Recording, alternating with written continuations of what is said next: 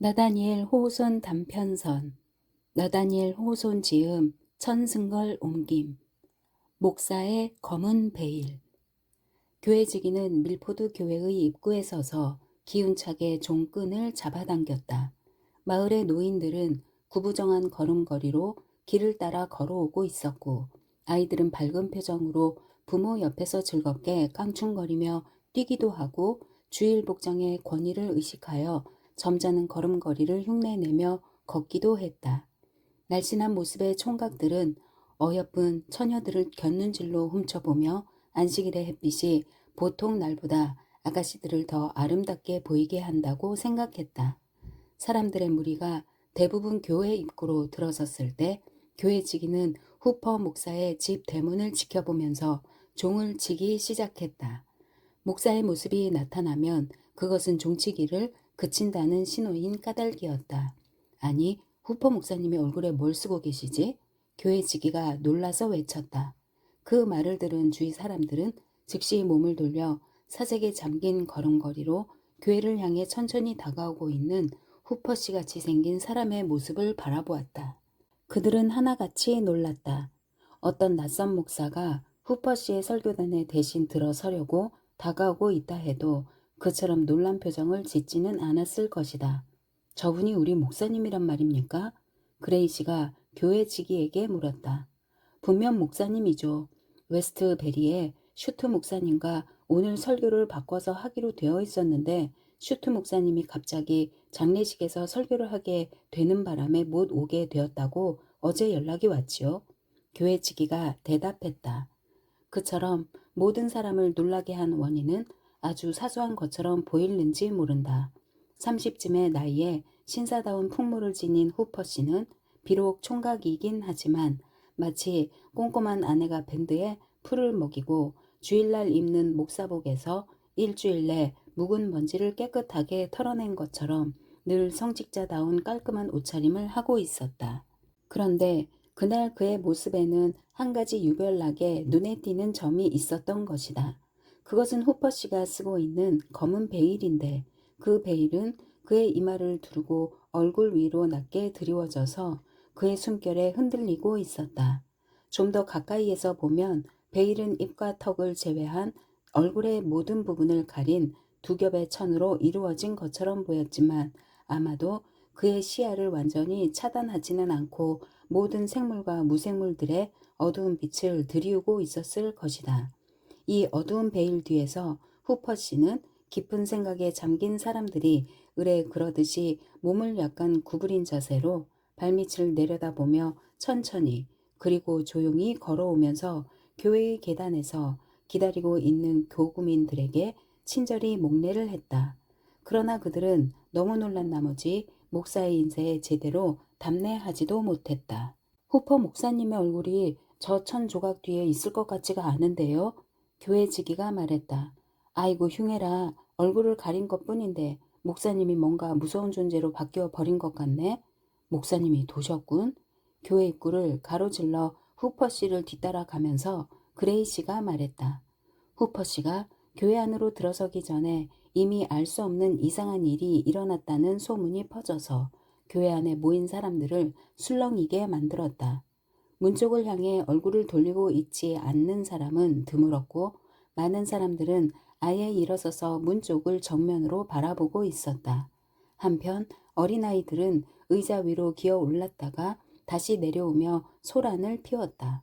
목사가 입장할 때 따라야 할 침묵의 정적과는 정반대로 여자들의 옷 스치는 소리, 남자들의 발끄는 소리들로 교회 안은 온통 술렁대고 있었다.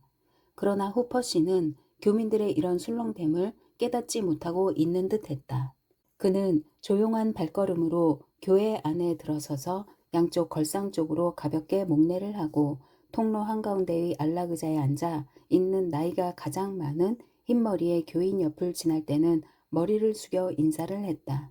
이 노인이 목사의 모습에서 뭔가 이상한 것을 의식하는 데에 한참의 시간이 걸리는 것은 보기에 참으로 이상스러웠다. 그는 후퍼 씨가 계단을 올라 설교단에 들어서서 검은 베일을 사이에 두고 회중들과 얼굴을 마주 대할 때까지 모든 사람들이 느끼고 있는 놀라움을 제대로 의식하지 못하고 있는 듯했던 것이다. 목사와 회중의 사이에 걸쳐진 그 신비스러운 상징물은 끝내 거쳐지지 않았다. 그것은 후퍼 씨가 찬송가를 부를 때 숨결의 박자에 맞추어 흔들렸고 성경을 읽을 때 그와 성스러운 말씀 사이에 모호함을 드리웠으며 그가 기도를 하는 동안 치켜든 얼굴 위에 무겁게 얹혀 있었다. 그가 기도를 드리는 그 두려운 존재로부터 얼굴을 감추려고 한 것일까? 이 한 조각의 전이 일으킨 효과는 엄청나서 마음 약한 몇몇 여자는 교회를 떠나지 않을 수 없을 정도였다. 하지만 목사의 검은 베일이 회중들에게 무서운 모습이듯이 창백한 얼굴의 회중들 역시 목사에게는 아마도 무서운 모습으로 느껴졌을 것이다. 후퍼 씨는 훌륭한 목사로서의 명성을 얻고 있긴 했지만 열정적이고 정력적인 목사로 알려지지는 않았다. 그는 회중을 요란스러운 말로 천국으로 몰고 가기보다는 차분히 설득함으로써 천국으로 인도하려고 했다. 지금의 설교도 일련의 그의 설교 연설과 같은 특징의 스타일과 방식으로 진행되고 있었다.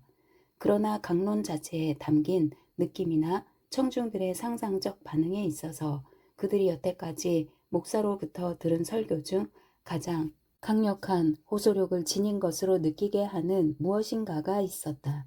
그 설교는 보통 때보다 좀 더 어둡게 후퍼시 특유의 온화한 우울함에 물들어 있었다.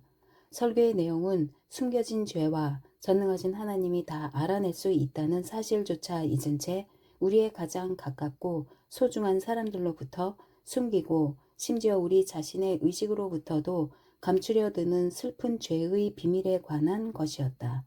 그의 말에는 미묘한 힘이 실려 있었다. 가장 순진무구한 소녀와 굳은 마음의 남자에 이르기까지 회중의 모든 사람들은 마치 목사가 무서운 베일을 걸친 채 그들에게 다가와 그들의 행동과 생각에 숨겨진 사악함을 찾아낸 것처럼 느꼈다. 많은 사람들이 꼭 쥔 두 손으로 그들의 가슴을 가렸다. 후퍼 씨가 말하는 내용에는 아무런 무서운, 적어도 격렬한 표현이 담겨 있지 않았음에도 그의 말을 듣는 사람들은 우울한 목소리가 떨릴 때마다 함께 몸을 떨었다. 그들이 바란 것이 아닌 어떤 비장함이 두려움과 손을 마주 잡고 오는 듯했다. 청중들은 목사로부터 평소와는 아주 다른 어떤 특질을 강하게 느꼈기 때문에 한 줄기 바람이 그 베일을 젖혀 목사의 모습을 확인시켜 주었으면 하고들 바랐다. 전체적인 형상과 몸의 동작과 목소리는 후퍼 씨의 것이라 해도 얼굴은 낯선 사람의 것임이 드러나리라고 그들은 거의 믿고 있었던 것이다. 예배가 끝나자 사람들은 입 밖에 내지 못하고 있던 놀라움을 얼른 전하고 싶어 체면도 없이 혼란스럽게 교회에서 서둘러 빠져나왔다. 검은 베일이 시야에서 사라지는 순간 그들은 기분이 한결 가벼워지는 것을 느꼈다. 어떤 사람들은 끼리끼리 머리를 맞대고 조그만 원을 그리며 서서 계속 뭐라고 수군댔고 어떤 사람들은 침묵의 명상에 잠긴 채 혼자 집으로 발걸음을 옮겼으며 또 어떤 사람들은 큰 소리로 떠들어대면서 허세를 부리는 웃음소리로 안식일의 고요함을 모독하기도 했다. 몇몇 사람은 그 비밀을 꿰뚫어 볼 수 있다는 듯이 의미 깊게 머리를 흔들기도 했고 한두 사람은 아무것도 이상할 게 없다고 후퍼 씨의 시력이 밤에 등불 밑에서 책을 보느라 약해져서 차양이 필요했을 뿐이라고 단언하기도 했다. 잠시 후 후퍼 씨도 신도들을 뒤따라 밖으로 나왔다. 베일로 가린 얼굴을 이리저리 돌리면서 그는 머리가 허연 노인들에게는 깍듯이 예의를 차렸고 중년의 사람들에게는 친구이자 정신적 안내자로서 친절하면서도 위엄을 갖춘 인사를 보냈다. 또한 젊은이들은 위엄과 사랑이 섞인 태도로 맞았고 어린 아이들에게는 머리를 쓰다듬으며 축복을 내렸다. 안식일에 그는 늘 그렇게 했던 것이다. 그러나 지금은 그러한 그의 인사에 사람들은 이상하고 당황한 표정으로 대했다. 전처럼 목사 옆에서 함께 걷는 영광을 바라는 사람도 아무도 없었다. 손더스 영감도 후퍼 씨를 그의 식탁에 초대하는 일을 깜빡 잊어버린 게 틀림없었다. 후퍼 목사는 이 교회에 취임한 이래 거의 매 주일마다 손더스 영감의 식탁에 초대를 받아서 음식의 축복의 기도를 내려왔던 것이다. 그날은 식사에 초대받지 못했기 때문에 그는 목사관으로 돌아갔다. 문을 닫는 순간 후퍼 씨는 자신에게 시선을 못 받고 있는 사람들을 돌아다 보았다. 검은 베일 아래로부터 슬픈 미소가 희미하게 비치다가 그가 사라질 때 입가에서 가물대며 흐려져 갔다. 참 이상도 하네요. 어떤 여자라도 아무렇지 않게 모자 위에 들이울 수 있는 평범한 검은 베일 하나가 후퍼 목사님 얼굴에서는 저처럼 끔찍한 물건이 되다니 말이에요. 한 부인이 말했다. 목사님 정신이 이상해진 게 틀림없어. 동네 의사인 그녀의 남편이 말을 받았다. 하지만 참으로 이상한 것은 이런 기이한 행위가 나처럼 정신이 말짱한 사람에게도 미치는 그 영향이란 말이에요. 검은 베일이 목사님의 얼굴만 가린 것인데도 목사님 몸 전체로 영향력이 퍼져서 머리에서 발끝까지 완전히 유령처럼 보이게 만든단 말이야. 당신은 그렇게 느끼지 않소? 정말이에요. 목사님과 단 둘이만은 도저히 함께 있을 수 없을 것 같아요. 아마 목사님도 자신과 단 둘이만 있는 게 두려울 거예요. 사람은 때로 그러는 법이지. 그날 오후 예배도 비슷한 상황에서 진행이 되었다. 예배가 끝나자 한 젊은 아가씨의 장례식을 알리는 종이 울렸다. 친척과 친구들은 집 안에 모였고 좀 더 먼 친지들은 문 근처에 서서 죽은 사람의 훌륭한 점들에 대해 이야기를 나누고 있었는데 그들의 이야기는 아직도 검은 베일을 쓰고 있는 후퍼 씨가 나타남으로 해서 중단이 되었다. 검은 베일은 그 자리에서는 아주 어울리는 상징물이었다. 후퍼 목사는 시체가 안치된 방으로 들어서서 세상을 떠난 그의 신도에게 마지막 작별을 고하기 위해서 관 위로 몸을 구부렸다. 그가 몸을 구부리자 베일이 이마에서 아래로 수직으로 드리워져서 만일 죽은 아가씨의 눈꺼풀이 영원히 감겨있지 않았다면 그녀는 그의 얼굴을 볼 수 있었을 것이다. 후퍼 씨가 그처럼 황급히 검은 베일을 다시 붙든 것은 죽은 아가씨의 눈길이 두려워서였을까? 죽은 사람과 산 사람과의 대면을 목격한 한 사람은 목사의 얼굴이 드러난 순간 비록 얼굴은 죽음의 평온함을 유지하고 있었지만 시체가 약간 몸을 떨면서 수의와 무명 모자가 바스락거렸다고 주저함이 없이 주장했다. 그러나 이 이상한 현상을 목격한 유일한 증인은 미신을 잘 믿는 한 노파뿐이었다. 후퍼 씨는 관 있는 곳에서 나와 조객들이 모여있는 방으로 가서 장례 기도를 하기 위하여 계단 위쪽으로 올라갔다. 목사의 기도는 부드럽고 슬픔에 가득 차서 가슴을 녹이면서도 천국의 희망들로 물들어 있어서 마치 죽은 이의 손가락이 튕기는 천국의 하프 선율이 목사의 슬픈 어조에 섞여 희미하게 들려오는 듯했다. 사람들은 목사가 그들과 그 자신과 모든 인간들이 이 젊은 아가씨가 그랬으리라고 믿어 의심치 않듯이 그들의 얼굴로부터 베일을 걷어갈 그 두려운 시간에 대하여 예비하고 있으리라고 기도할 때 그 말의 뜻을 제대로 이해하지 못하면서도 모두들 몸을 떨었다. 죽은 이를 앞세워 관을 든 사람들이 무거운 발걸음으로 앞서가고 조객들과 검은 베일을 쓴 목사가 뒤따르면서 온 거리를 슬픔으로 물들였다. 왜 뒤를 돌아보오? 장례 행렬에 섞여 걸어가면서 한 사람이 아내에게 물었다. 꼭 목사님과 죽은 아가씨 영혼이 손을 마주잡고 걷고 있을 것만 같아서 그래요. 아내가 대답했다. 나도 지금 바로 그런 생각을 했소. 남편이 아내의 말을 받았다. 그날 밤 밀포드 마을에서는 아주 아름다운 한 쌍의 젊은 남녀가 혼례식을 올리기로 되어 있었다. 후퍼 씨는 우울한 사람으로 알려지긴 했지만 이런 경우에는 평온한 명랑함을 보여서 더 쾌활한 명랑함이 일으킬 수 없는 차분한 공감적인 미소를 자아내곤 했다. 그의 특성 중에서 이보다 더 그를 사랑받게 만든 것도 없었다. 그래서 결혼식에 모인 사람들은 낮 동안에 그에게 드리워졌던 이상한 경외감이 이제 거쳐졌으리라 믿으면서 그가 도착하기를 고대하고 있었다. 그러나 결과는 그렇지가 못했다. 후퍼 씨가 들어섰을 때 사람들의 시선이 제일 처음 머문 곳은 여전히 걸치고 있는 그 끔찍한 검은 베일이었는데 그것은 장례식에는 짙은 어둠을 더해 주었지만 결혼식에는 불길함의 전조를 드릴 수밖에 없었다. 실제로 그 영향은 손님들에게 즉각 나타나서 마치 검은 천 뒤에서 구름이 어둡게 퍼져나와 촛불의 빛을 희미하게 가려버리는 듯했다. 신랑과 신부는 목사 앞에 섰다.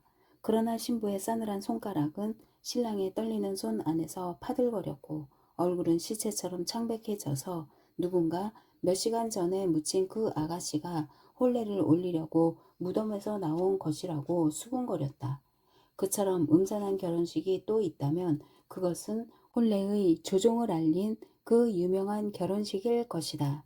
혼례식이 끝난 후 후퍼 씨는 마치 난로의 훈훈한 불빛처럼 손님들의 모습을 밝혀줄 수 있었을 부드럽고 즐거운 기분으로 막 혼례를 치른 신랑 신부의 행복을 축원하기 위하여 포도주 잔을 들어올려 입으로 가져갔다.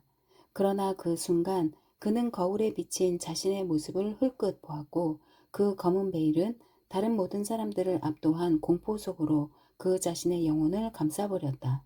그의 몸은 부들부들 떨렸고 입술은 하얗게 질렸다.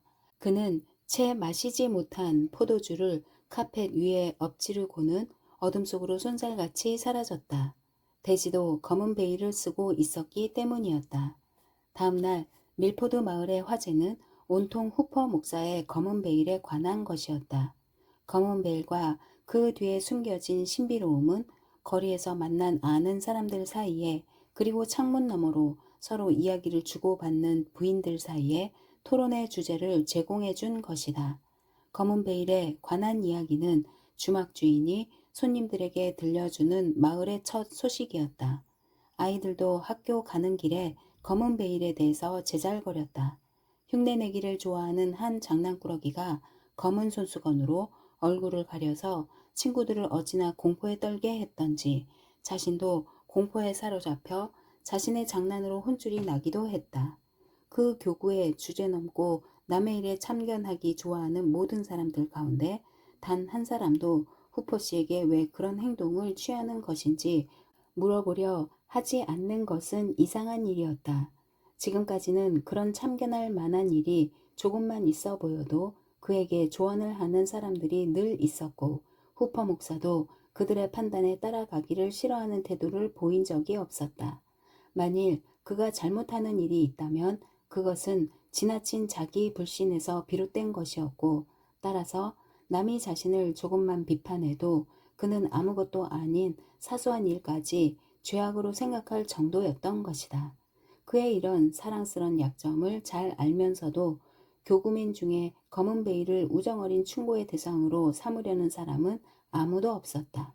솔직히 고백할 수도 없고 잘 감출 수도 없는 어떤 두려움이 그 의무를 서로 딴 사람에게 떠넘기고 있었던 것이다.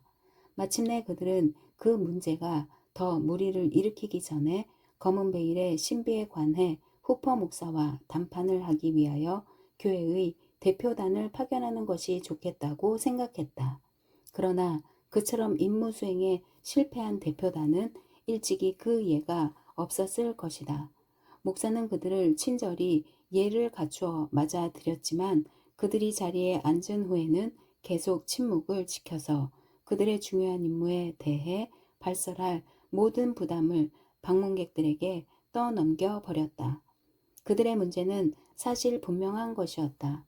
후퍼 씨의 이마에 두른 검은 베일이 그의 평온한 입 위의 얼굴을 모두 가리고 그 입에서 때로 그들은 우울한 미소가 어른거리는 것을 볼 수 있는 것이다. 그러나 그들의 상상 세계에서 그 천 조각은 그의 가슴 앞에 드리워져 그와 그들 사이에 어떤 무서운 비밀의 상징처럼 느껴지는 것이었다. 베일만 거쳐진다면 그들은 자유롭게 그 베일에 대해서 이야기할 수 있을 것 같았지만 베일이 거쳐지지 않는 한 그것은 불가능해 보였던 것이다. 그래서 그들은 보이지 않는 시선으로 그들을 응시하고 있는 것처럼 느껴지는 후퍼 씨의 눈으로부터 불안스럽게 움츠러들며 말없이 혼란스러운 기분으로 한참을 그렇게 앉아 있었다. 마침내 대표단은 무한한 모습으로 교구민들에게 돌아와서 사안이 너무 중하기 때문에 종교회의는 아니라 하더라도 적어도 교회의 위원회에서 다루어져야 하리라고 선언할 수밖에 없었다. 그러나 그 마을에는 검은 베일이 모든 사람에게 주는 무서운 느낌에 오싹해 하지 않는 한 사람이 있었다. 대표단이 아무런 설명 없이 오히려 설명을 요구하면서 돌아왔을 때 그녀는 차분한 용기와 힘으로 후퍼 씨의 주위에 시시각각으로 점점 더 어둡게 몰려드는 이상한 구름을 쫓아버리기로 결심했다. 그의 약혼녀로서 검은 베일이 감추고 있는 것이 무엇인지 알아내는 것은 그녀의 특권이기도 했다. 그래서 후퍼 목사가 처음으로 방문했을 때 그녀는 목사와 그녀 모두를 편안하게 만드는 단도직입적인 솔직한 태도로 그 문제를 화제로 꺼낸 것이었다. 목사가 자리에 앉은 후 그녀는 베일을 뚫어지게 바라보았지만 그 많은 사람들을 공포로 몰아넣은 무서운 어둠 같은 것을 전혀 느낄 수 없었다. 그것은 그의 이마에서 입까지 드리워져서 숨결에 따라 가늘게 흔들리고 있는 두 겹의 천에 불과했다. 맞아요. 이 천 조각에는 그것이 제가 항상 보고 싶어하는 얼굴을 가리고 있다는 것 외에는 두려워해야 할 아무것도 없네요. 자, 어서 구름 뒤에서 해가 비치도록 하세요. 먼저 검은 베일을 걷으시고 왜 그걸 쓰고 다니시는지 저에게 말씀해 주세요. 그녀는 미소를 지으며 큰 소리로 말했다. 후퍼 씨의 미소가 희미하게 어른거렸다. 우리 모두가 베일을 걷어버릴 시간이 올 것이오. 그때까지 내가 이 천 조각을 두르고 있다 해서 나쁘게 생각하지 말아 주시오. 당신의 말씀 자체도 뭔지 알쏭달쏭하네요. 최소한 그 말씀으로부터라도 베일을 걷으시죠. 젊은 여인이 대꾸했다. 나의 서약이 허락하는 한 그렇게 하리다, 엘리자베스. 이 베일은 하나의 상징과 표상으로서 밝은 빛에서나 어둠 속에서나 혼자 있을 때나 많은 사람들의 시선 앞에서나 낯선 사람들과 함께 있을 때나 친한 친구들과 함께 있을 때나 항상 쓰고 있어야 한다는 걸 알아주시오. 사람의 눈으로 이 베일이 거치는 것을 보지는 못할 것이오. 이 음산한 베일은 나와 이 세계를 떼어 놓아야만 하오. 엘리자베스, 당신까지도 이 베일의 뒤로 올 수는 없소.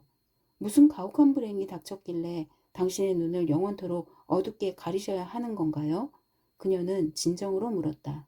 만일 그것이 애도의 상징이라면 나도 아마 다른 사람들과 마찬가지로 검은 베일로 표상될 만큼 어두운 슬픔을 가지고 있을 것이오. 후퍼 씨가 대답했다. 하지만 세상 사람들이 그것이 순수한 슬픔의 표상이라고 믿으려 들지 않으면 어떡하시겠어요? 엘리자베스는 집요하게 다그쳤다. 사람들로부터 사랑과 존경을 받고 계시긴 하지만 당신이 뭔가 숨겨진 죄를 의식해서 얼굴을 가리고 있다는 소문이 곧 날 거예요. 제발 당신의 성스러운 목사직을 위해서라도 이런 불명예는 피하셔야지요. 그녀가 마을에 이미 떠돌고 있는 소문의 성격에 대해서 완곡하게 이야기할 때 그녀의 뺨은 붉게 달아올랐다. 그러나 호퍼 씨의 온화한 모습은 변함이 없었다. 심지어 베일 아래의 어두움으로부터 항상 희미한 불빛처럼 어른거리며 나타나는 그 슬픈 미소를 머금기까지 하는 것이었다. 내가 슬픔 때문에 얼굴을 가린다면 그럴 만한 충분한 이유가 있는 것이고 만일 죄 때문에 얼굴을 가린다면 어떤 인간이 그러지 않을 수 있겠소? 그는 그렇게 대답할 뿐이었다. 이 부드러운 그러나 굴복되지 않을 집요함으로 그는 그녀의 모든 간청에 저항했다. 마침내 엘리자베스는 말없이 앉아있을 수밖에 없었다. 잠시 동안 그녀는 다른 어떤 의미가 없다면 아마도 정신질환의 한 징후일 그 어두운 환각의 상태로부터 연인을 구해내기 위하여 어떤 새로운 방법을 시도해 볼 수 있을까를 생각하면서 깊은 상념에 빠져 있는 듯 싶었다. 그녀는 그보다 더 강한 성격의 소유자였지만 그녀의 뺨 위로는 눈물이 흘러내렸다. 그러나 다음 순간 슬픔의 감정 대신 뭐랄까 새로운 어떤 느낌이 엄습했다. 그녀의 눈이 별 생각 없이 검은 베일에 머물러 있던 어느 순간 하늘에 갑작스레 퍼지는 황혼빛처럼 그 베일에 대한 공포가 그녀 주위로 엄습해 온 것이었다. 그녀는 일어서서 떨리는 몸으로 그 앞에 섰다. 드디어 당신도 그걸 느낀 거요? 슬픔에 잠긴 어조로 그가 말했다. 그녀는 아무 대답도 하지 않고 한 손으로 눈을 가리고는 방에서 나가려고 몸을 돌렸다. 그러자 그가 황급히 앞으로 와서 그녀의 발을 붙들었다. 엘리자베스, 나에게 인내심을 가지고 대해줘요. 그는 격렬히 소리쳤다. 이 세상에서는 우리 사이를 이 베일이 가로막을 수밖에 없다 하더라도 제발 나를 떠나지 말아주시오. 내 사람이 되어주시오. 그 후로는 내 얼굴 위에 베일도 없어지고 우리 두 사람의 영혼 사이에 아무런 어둠도 없어질 것이오. 그것은 이승의 베일일 따름이지 영원한 베일이 아니오. 아, 당신은 내가 홀로 이 검은 베일 뒤에서 얼마나 외롭고 얼마나 두려움에 떨고 있는지 알지 못하오. 나를 이 비참한 어둠 속에 영원히 남겨두고 떠나지 말아요. 한 번이라도 그 베일을 들어올리고 제 얼굴을 보세요. 그녀가 말했다. 안 돼. 그건 안 돼요. 그렇다면 안녕히 가세요. 그녀는 그에게서 팔을 빼내고는 천천히 발걸음을 옮겼다. 문께에 이르러 그녀는 걸음을 멈추고 검은 베일의 비밀을 거의 꿰뚫어 보는 듯한 몸소리 쳐지는 눈길로 그를 오랫동안 바라보았다. 그러나 호퍼 씨는 슬픔 속에서도 자신을 행복으로부터 떼어 놓은 것이 단지 물질적인 하나의 표상에 지나지 않는다고 자위하며 미소를 지었다. 하지만 그것은 가장 사랑하는 사람들 사이에도 어두운 공포감을 불러일으킬 수밖에 없는 것이었다. 그 시간 이후로 후퍼 씨의 검은 베일을 벗기려 하거나 그에게 직접 호소함으로써 그것이 숨기고 있다고들 생각하는 죄를 발견해내려는 어떤 노력도 시도되지 않았다. 보통 사람들이 가지고 있는 편견을 초월했다고 자처하는 사람들은 그것을 단순히 괴팍스런 행동으로, 다른 점은 다 멀쩡한 사람들의 정상적인 행동과 섞이고 그런 정상적인 행동들을 비정상적인 것처럼 보이게 하는 변덕스러운 행동으로 생각했다. 그러나 대부분의 사람들에게 후퍼 씨는 유령처럼 무서운 존재가 되고 말았다. 성격이 부드럽고 겁이 많은 사람들은 그를 피하려고 비켜서고 다른 사람들은 그와 맞닥뜨리는 것을 용기 있는 행위로 생각하는 것이 늘 신경이 쓰여서 그는 평화로운 마음으로 거리를 다닐 수가 없었다. 후자의 부류에 속하는 사람들의 무례함 때문에 후퍼 씨는 황혼역에 하는 공동묘지의 일상적인 산책을 포기해야만 했다. 그가 묘지의 문에 기대어 상념에 잠겨 있을 때면 묘비 뒤쪽 여기저기에서 그의 검은 베일을 훔쳐보는 얼굴들이 늘 있었기 때문이었다. 그러나 죽은 사람들의 눈초리가 그를 묘지로부터 몰아냈다는 그럴듯한 소문이 퍼졌다. 특히 자신의 우울한 모습이 멀리서 보이기만 해도 아이들이 즐겁게 놀다 말고 도망치는 것을 보면 그는 가슴이 몹시 아팠다.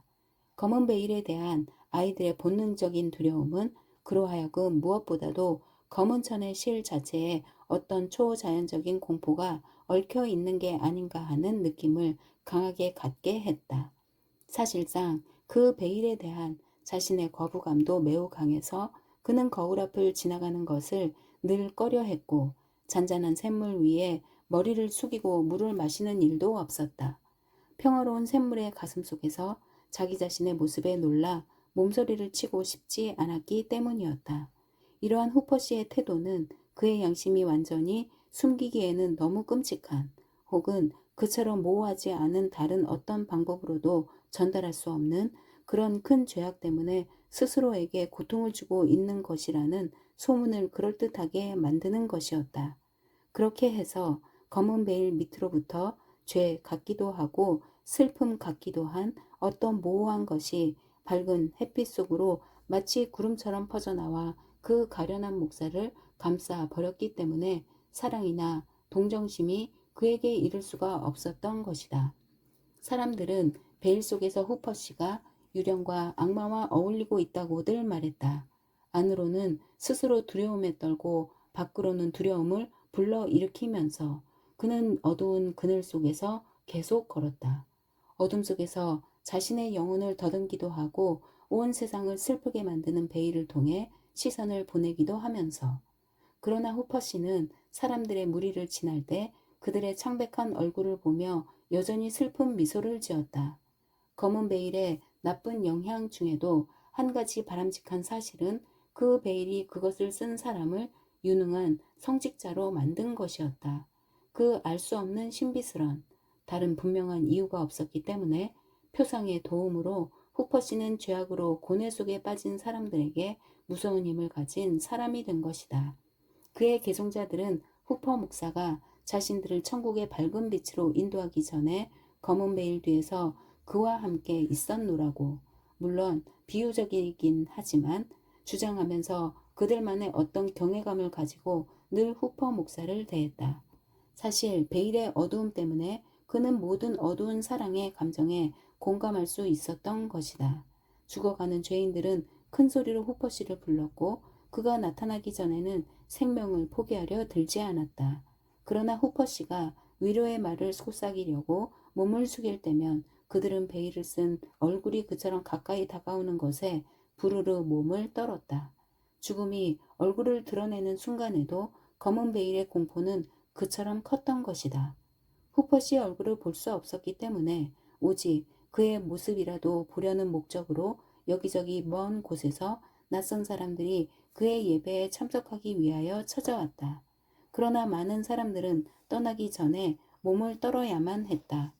벨처 주지사 시절에 한 번은 후퍼 목사가 선거 설교를 하도록 임명을 받은 적이 있었다.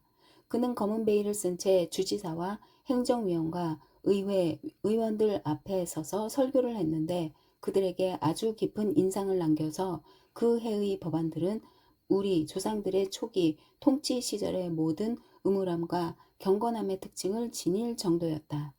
이렇게 후퍼 씨는 외부적인 행동에 있어서는 흠잡을 데 없이, 그러나 음산한 의욕 속에 쌓인 채 긴 세월을 보냈다. 친절하게 사랑을 베풀면서도 사랑을 받지 못하는 두려움의 대상으로 사람들로부터 소외되어 그들이 건강하고 행복할 때는 기피를 당하면서도 그들이 절망적인 고통에 빠져 있을 때는 도움의 요청을 받으며 오랜 세월을 살아온 것이다. 세월이 흐르면서 검은 베일 위로는 백발이 내리고 그의 명성은 이제 뉴 잉글랜드의 모든 교회에 널리 알려져서 사람들은 그를 후퍼 교부라고 불렀다. 그가 교회에 취임할 때 성인이었던 교구민들은 거의 대부분 세상을 떠났다. 그래서 그는 교회 안에 회중을 가지고 있을 뿐만 아니라 묘지에도 오히려 더 많이 붐비는 회중을 거느리고 있는 셈이었다. 그처럼 만년에 이르기까지 목사로서의 의무를 훌륭히 수행해내서 이제 후퍼 교부가 쉴 차례가 된 것이다. 노 목사의 임종 자리에 갓 씌운 촛불 옆에는 몇 사람의 모습이 보였다. 그에게는 친척이 없었다. 그러나 구할 수 없는 환자의 마지막 고통을 덜어주려 힘쓰는, 냉정해 보이지만 품이 있는 엄숙함을 지닌 의사가 있었다. 집사들과 교회의 독실한 신자들도 있었다. 그리고 죽어가는 목사의 임종 자리에서 기도를 하기 위하여 급히 말을 타고 온 젊고 아주 경건한 웨스트베리의 클라크 목사도 있었다. 또한 임종을 위해 고용된 하녀가 아닌 간호부도 있었는데 그처럼 오랫동안 남몰래 고독 속에서 그리고 노령의 싸늘함 속에서 조용히 사랑을 지켜왔고 마지막 죽는 순간까지 그 사랑을 잃지 않은 여인은 다름 아닌 엘리자베스였던 것이다. 이제 후퍼 교부의 하얀 머리는 여전히 이마에 검은 베일을 두른 채 임종의 베개 위에 놓여 있었고 검은 베일은 얼굴 위로 늘어뜨려져서 점점 더 힘들어가는 희미한 호흡 동작에 따라 흔들거리고 있었다. 일생 동안 그 천 조각은 그와 세상 사이에 걸쳐져서 친구 간의 밝은 우애와 여자의 사랑으로부터 그를 격리시켰고 가장 슬픈 감옥인 자신의 가슴 속에 그를 가둔 것이었다. 마치 그의 어두운 방의 우울함을 더욱 짙게 하고 영원의 햇빛으로부터 그를 가리려고나 하듯이 천조각은 여전히 그의 얼굴 위에 놓여 있었다. 얼마 전부터 그의 정신은 혼란에 빠져서 과거와 현재 사이를 불안스럽게 오가며 때때로 불분명한 미래의 세계를 방황하고 있었다. 열병 같은 발작에 그는 이리저리 몸을 뒤척였고 얼마 남지 않은 기운마저 소진해 갔다. 그러나 가장 고통스러운 발작 상태에서도 그리고 정신이 가장 심하게 오락가락해서 모든 생각들이 정상적인 힘을 상실한 상태에서도 그는 여전히 검은 베일이 혹시라도 미끄러져 벗겨지지 않을까 몹시 신경을 썼다.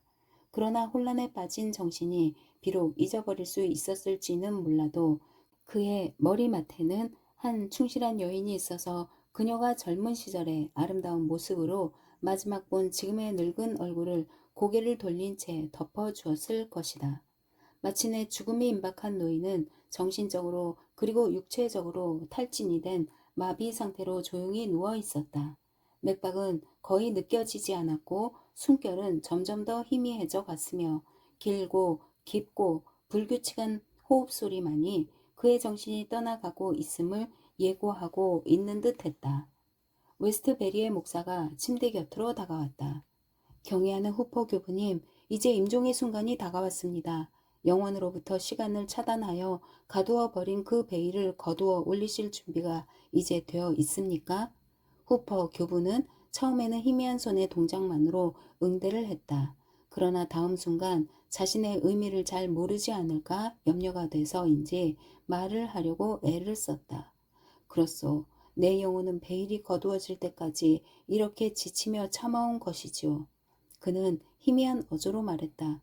그러시다면 인간이 판단을 내릴 수 있는 한 행동이나 생각에 있어서 그처럼 성스럽게 허물없는 삶의 표본을 몸소 보여주시면서 오직 기도에 전념해 오신 교부로 추앙을 받아오신 그런 분께서 그처럼 순수한 삶을 욕되게 할 수도 있는 어두운 그림자를 당신의 기억에 남기시고 떠나가시는 게 합당한 일이겠습니까? 클라크 목사가 그의 말을 받아 말했다. 경애하는 형제시여, 제발 그런 일이 일어나지 않도록 해 주십시오. 교부님께서 이제 보상을 받으러 떠나시는 이 자리에 교부님의 승리의 모습을 보고 저희들이 기쁨을 누리도록 허락해 주십시오. 영혼의 베일이 거두어지기 전에 이 검은 베일을 교부님의 얼굴에서 벗기도록 해 주십시오. 그렇게 말하면서 클라크 목사는 그 오랜 세월의 신비를 드러내기 위하여 몸을 앞으로 구부렸다. 그러나 지켜보고 있는 모든 사람을 경악해 하는 갑작스런 힘을 발휘하여 후퍼 교부는 이불 밑으로 두 손을 갑자기 내뻗어 검은 베일 위를 꼭 누르면서 만일 웨스트베리의 목사가 죽어가는 자신과 겨루려 든다면 끝까지 싸우겠다는 결연한 태도를 보이는 듯 싶었다. 안 돼요. 이 세상에서는 절대 안 돼요. 베일을 쓴 목사는 그렇게 소리쳤다. 참으로 불행한 분이시군요. 교부님은 자신의 영혼에 무슨 끔찍한 죄를 지워 지금 하나님의 심판대로 향하시는 겁니까? 클라크 목사가 놀라며 외치듯 말했다. 후퍼 교부는 숨을 헐떡거렸고 목에서는 가래 끓는 소리가 들렸다. 그러나 그는 온 힘을 다하여 두 손을 앞으로 내뻗어 삶을 붙잡고 그가 말을 마칠 때까지 삶을 계속 붙들고 있으려는 듯했다. 그는 침대에서 몸을 일으키기까지 했다.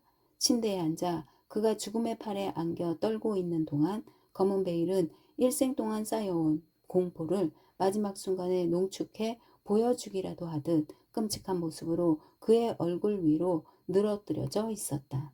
그러나 입가로 자주 떠돌던 희미한 슬픈 미소가 베일의 그 어둠 속으로부터 어른거리며 후퍼 교부의 입술 위에서 머뭇거리고 있는 것 같았다.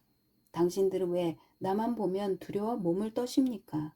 베일에 가린 얼굴로 창백해진 주위 사람들을 둘러보며 그는 외치듯 말했다. 서로 서로를 보고 두려워 떠십시오. 오직 나의 검은 베일 때문에 남자들은 나를 피하고 여자들은 동정심을 보이지 않고 아이들은 소리를 지르며 달아난 것입니까? 이 천조각을 그처럼 무섭게 만든 것이 그것이 막연히 상징하는 알 수 없는 신비가 아니고 무엇입니까? 친구가 친구에게 연인이 그가 가장 사랑하는 연인에게 속마음을 다 보여줄 수 있을 때 사람들이 가증스럽게 자신의 죄를 남몰래 쌓아가며 창조주의 눈앞에서 움츠러들지 않을 수 있을 때 그때 내가 그 밑에서 살아왔고 죽어간 그 상징물을 보고 나를 괴물이라고 생각하십시오. 지금 내 주위를 둘러보면 보시오. 모든 사람의 얼굴에 검은 베일이 쓰여져 있지 않습니까? 그의 말을 들은 사람들이 서로 겁을 먹고 두려움에 떨고 있는 동안 후퍼 교부는 베개 위로 넘어져 베일을 쓴 채 입술가로 희미한 미소를 띄우며 이 세상을 떠났다. 베일의 얼굴을 가린 채 사람들은 그를 관에 눕혔고 베일에 가린 시신을 그대로 무덤으로 옮겨갔다. 오랜 세월 동안 그 무덤 위에서는 풀들이 자라났다. 시들었고 묘비에는 이끼가 자라났으며 후퍼 씨 얼굴은 흙으로 돌아갔다. 그러나 그 얼굴이 검은 베일 밑에서 썩어갔을 것을 생각하면 지금도 오싹해진다.